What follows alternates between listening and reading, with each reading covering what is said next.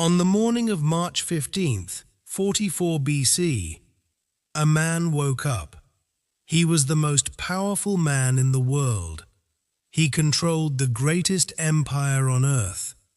Kings feared his name. Armies trembled before him. But before the sun set that day, he would be dead, killed not by an enemy, killed not in battle, killed by his own friends. His name was Julius Caesar, and this is his story. Julius Caesar was born on July 12th, 100 BC. He was born in Rome, the greatest city in the ancient world. His family was noble. They had a proud name, but they were not rich, not powerful, not important. Young Caesar grew up watching the powerful men of Rome. He watched the senators, the generals, the politicians, and he told himself, "One day I will be greater than all of them." Caesar was a very intelligent boy. He loved reading, he loved speaking, he loved arguing. His teachers said he had the sharpest mind they had ever seen. When Caesar was 16 years old, his father died suddenly. Caesar became the man of the family overnight. Life became hard, but Caesar did not break. He studied harder. He worked harder. He learned the art of speaking, how to convince people, how to move crowds with words. In Rome, the most powerful men were not always the strongest. The most powerful men were the best speakers, and Caesar was becoming the best speaker in Rome. As a young man, Caesar was captured by pirates on the Mediterranean Sea. The pirates asked for a ransom of 20 silver talents. Caesar laughed at them. He said, "I am worth at least 50 talents. Demand more." The pirates were confused, but they demanded 50 talents. While waiting to be freed, Caesar lived with the pirates like a friend.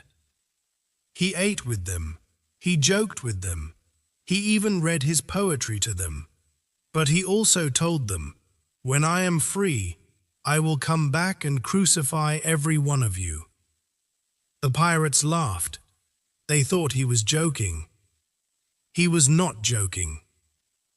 After the ransom was paid and Caesar was free, he raised a small fleet of ships. He found the pirates, and he crucified every single one of them. Julius Caesar always kept his word. Caesar entered politics as a young man. He smiled at everyone. He remembered every name. He gave money to the poor. The people of Rome loved him, but the powerful senators did not trust him. They saw something dangerous in his eyes. In 55 BC, Caesar was given command of the Roman army in Gaul. Gaul is the land we call France today. The Gauls were fierce warriors. Many Roman generals had tried to conquer them. Many had failed. But Caesar did not fail. For 8 long years, Caesar fought in Gaul. He won battle after battle. He was not just brave, he was brilliant. He built bridges across wide rivers in just 10 days. He surrounded entire cities and starved them into surrender. His soldiers loved him because he fought beside them. He ate the same food they ate. He slept in the same camps. When his soldiers were cold, Caesar was cold. When his soldiers were hungry, Caesar was hungry. By 50 BC, Caesar had conquered all of Gaul. 1 million Gauls were killed. Another million were enslaved. All of Western Europe was now Roman. Caesar was the most famous man in the world. Back in Rome, the senators were afraid. Caesar was too powerful, too popular, too dangerous. They ordered Caesar to give up his army and return to Rome alone. Caesar stood at the border of Italy, at a small river called the Rubicon. Roman law said no general could cross the Rubicon with his army. To cross the Rubicon meant war. Caesar looked at his soldiers, he looked at the river, and then he said the most famous words in Roman history: "The die is cast." Caesar crossed the Rubicon. Civil war had begun. Within 60 days, without a single major battle, Caesar controlled all of Italy. His enemies ran. His rivals surrendered. By 44 BC, Julius Caesar was declared dictator of Rome for life. He was the most powerful man on earth. Caesar was now dictator of Rome. He made new laws. He gave land to the poor. He rebuilt the city. Many people loved him, but many senators hated him. They feared Caesar wanted to become king. In Rome, the word king was the most hated word. Romans had thrown out their last king 500 years ago.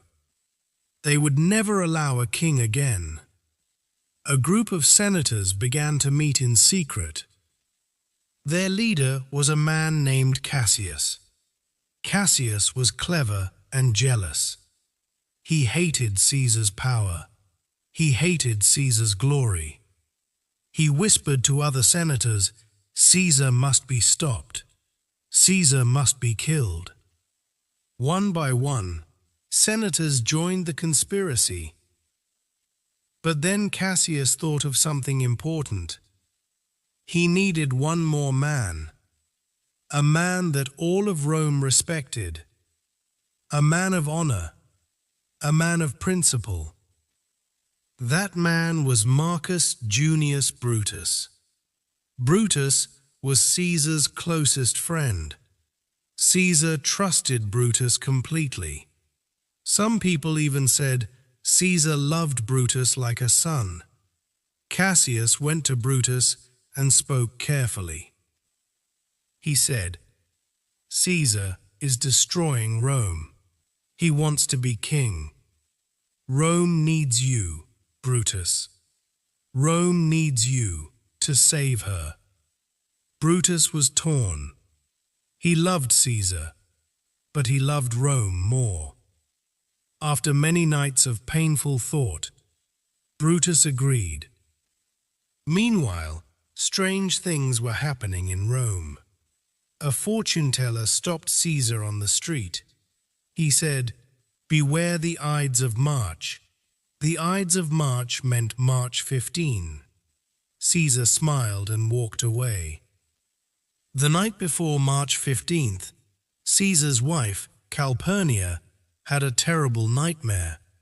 She dreamed she held Caesar's bleeding body in her arms. She woke up screaming. She begged Caesar, "Please, do not go to the Senate tomorrow." Caesar hesitated. But Cassius sent a messenger to Caesar's house that morning. The messenger said, "The Senate is ready to offer you the crown today." Caesar smiled.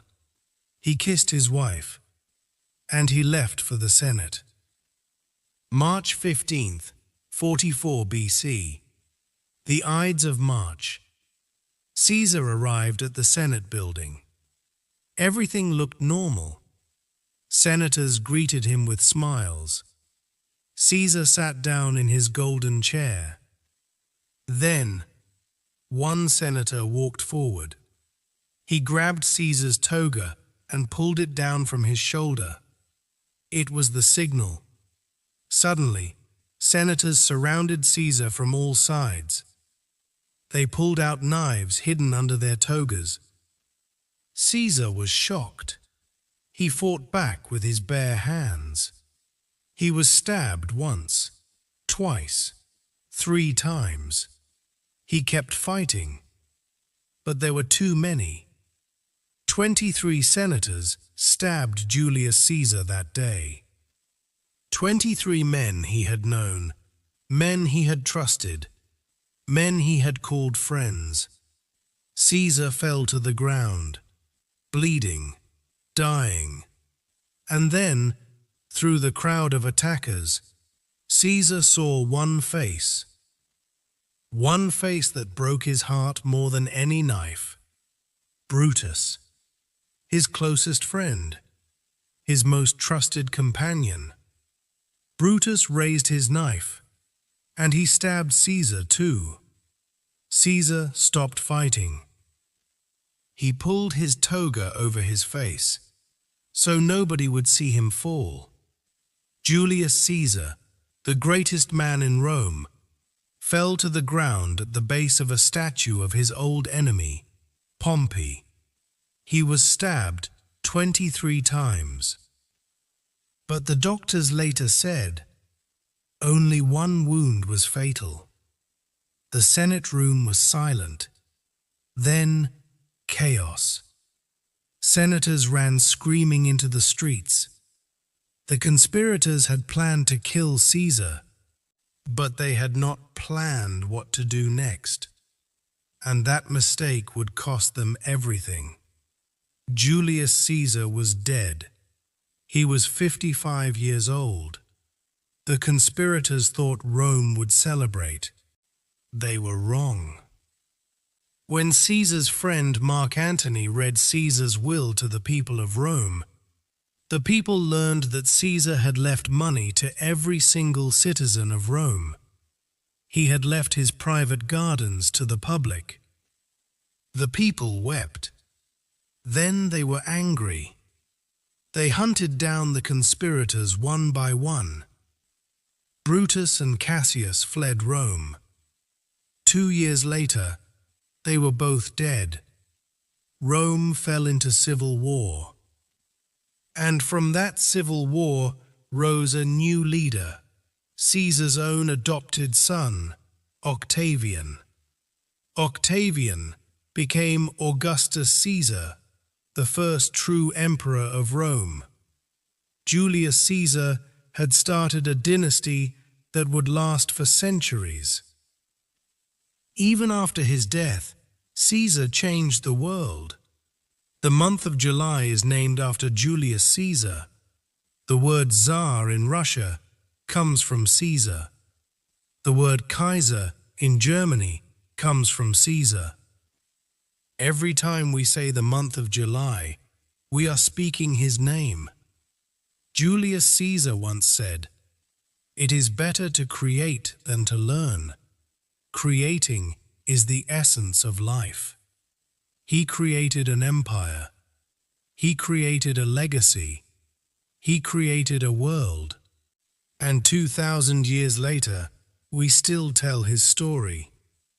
Because some stories never die. Every week, we bring you a new powerful story from history, told in clear, simple English. So you can improve your listening, your vocabulary, and your understanding, naturally. We will see you in the next story.